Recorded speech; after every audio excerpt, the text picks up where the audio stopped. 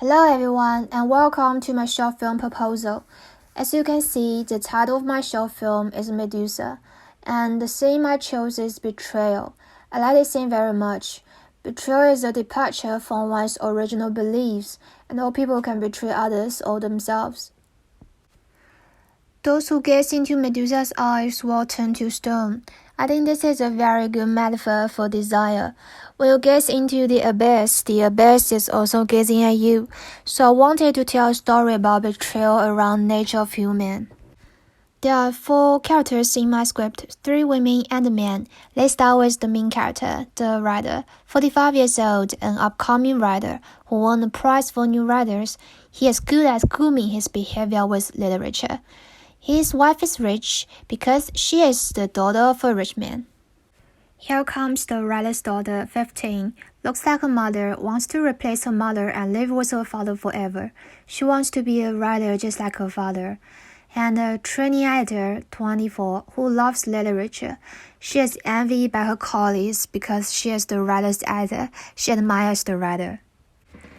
As I have just described, the writer is in a dominant position in these relationships, his talent and elegance giving him a pretense that in fact he has long betrayed everyone. It has been a year since the writer's wife fell into a coma by some accident, no different from the plan.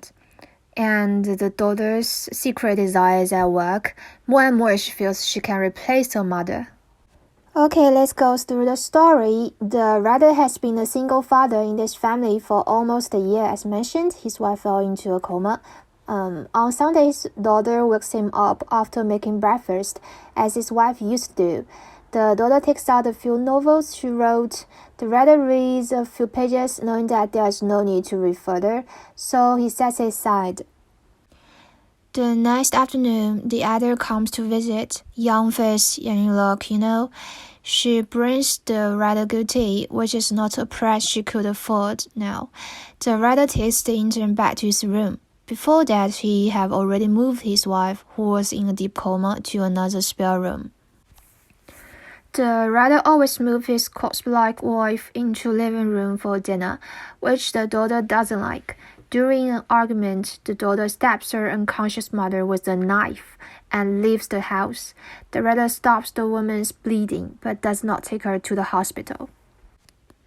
The next day, the man wakes up. Some noises are coming from the kitchen. The man slowly walks into the kitchen from the living room, and there is his wife in his shirt, making breakfast. She turns and sees the man, kisses him. Suddenly, his cell phone rings. He goes to a balcony in a state of shock and picks up the phone. It is the editor. She calls to send her congratulations that the chief editor agrees to publish his daughter's work in some corner of some magazine for the man's sake. After hanging up the phone, he begins to feel lost, so he calls his lawyer to file for divorce. Simply put, he would rather take care of his unconscious wife every day than face a thinking, talking, alive her. For the tune of this film, it can be seen that cool tones are everywhere, with light brown and baby blue that work well to set the icy mood. But there can be a clear jump in color during the table scenes, such as deep red to enhance the visual impact.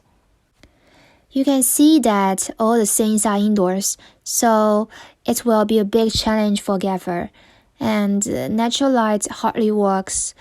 I want to create a contrast between the light and the shadow of the characters' faces or arms through lightning to set the mood. I want to use more symmetry in the composition and a picture-in-picture style of cinema photography to create a sense of psychological distance. Okay, then we come to the props. The 4 essential props are the table knife, the expensive tea, the mobile phone, and the heart on the screen, which actually means the blood. After describing the plot, the cinematography, etc., I would like to mention again that What is special about this short film is that although it seems that the writer betrayed all these women, if you look at it from the writer's point of view, everything happens uncontrollably. And as he becomes a famous writer from nobody, this desire grows deeper and deeper, which is why his wife falls into a coma, because she looks straight at the desire. And when she wakes up, the man cannot accept not only the truth but also himself, so he has to leave too.